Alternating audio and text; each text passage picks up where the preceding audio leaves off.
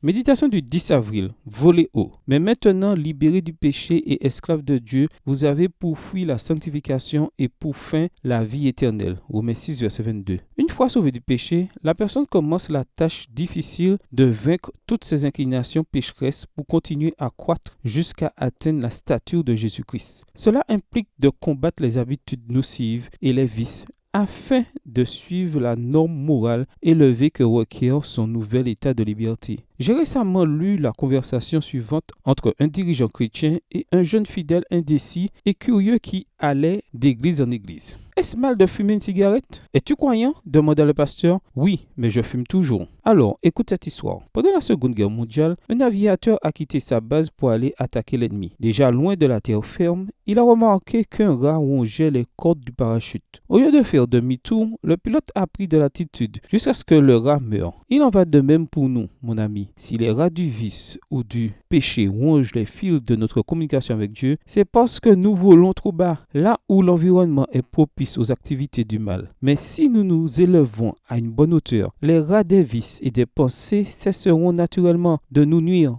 parce qu'ils ne résisteront pas à la hauteur. Ellen White écrit: avec quel soin les chrétiens devraient veiller sur leurs habitudes pour sauvegarder l'intégrité de toutes leurs facultés en vue du service du Christ. Si nous voulons que notre corps, notre âme et notre esprit soient sanctifiés, nous devons vivre conformément à la loi divine. Le cœur ne peut rester consacré à Dieu s'il se laisse aller à ses appétits et à ses passions aux dépens de la santé et de la vie. Ceux qui violent les lois dont dépend la santé doivent assumer les conséquences. Ils ont tant limité leurs capacités dans tous les aspects qu'ils ne peuvent s'acquitter correctement de leurs devoirs envers leurs semblables et ils ne répondent à aucune des exigences de Dieu. Extrait du livre La vie sanctifiée, chapitre 3, page 29. Comment va ta vie spirituelle, cher lecteur? Il est normal que nous nous sentions assaillis par le péché tout au long de notre vie chrétienne. Si c'est ton cas aujourd'hui, écoute ce message de Dieu pour toi. Vole haut, parce que les rats du péché ne supportent pas l'altitude. J'ai des projets pour toi et ils sont sur les hauteurs. Monte, élève-toi encore, vole haut. Bonne journée à toi et que le Seigneur te bénisse.